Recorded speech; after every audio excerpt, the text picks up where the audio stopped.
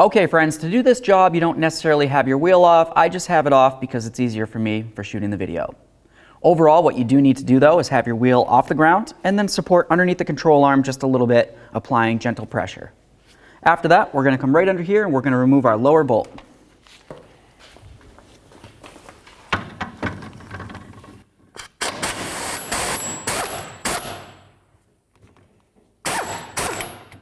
Move that bolt.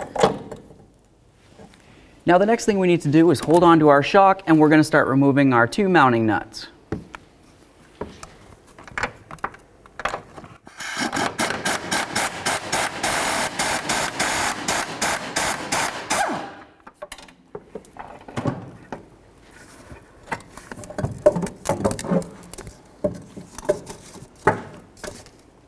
There it is, friends.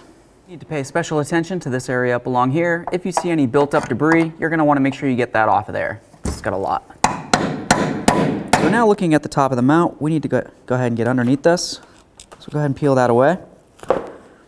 And now you can see where the mounting nut is. Let's go ahead and remove that.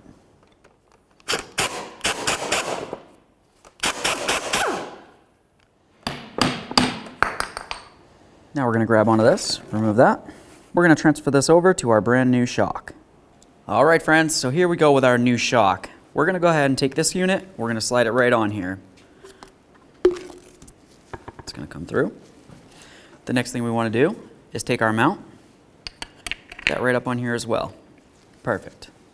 Now we're going to take our locking nut. We'll start this on here. We'll snug it up, and then we're going to torque it to 18 foot-pounds. Grab onto that shock, turn it upside down, and we're just going to push this down and into the mount. Now the next thing we want to do with our shock is compress it 3 to 5 times. For me personally, you could either come right here and try to press down, but essentially you could potentially cause damage up here. I'm just going to use a socket, slide it right over the top, and then I'll press like this. Bring it all the way down to the bottom as far as it'll go, and then let it completely come up. Do this 3 to 5 times, and then we'll get ready for our install. Friends, now it's time to get this back up into the car. Along here, we'll bring this up to where it needs to go. It's going to line right up with those bolts.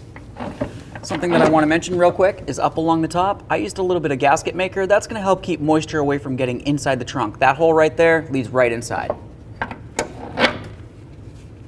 Go ahead and start both of your bolts and then we'll snug them up. Go ahead and torque these to 21 foot-pounds.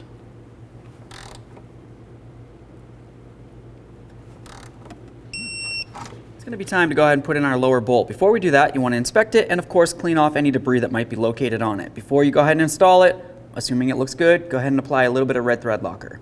Now it's going to be time to put in our lower bolt. We'll start this in, snug it up, and then torque it to 75 foot-pounds.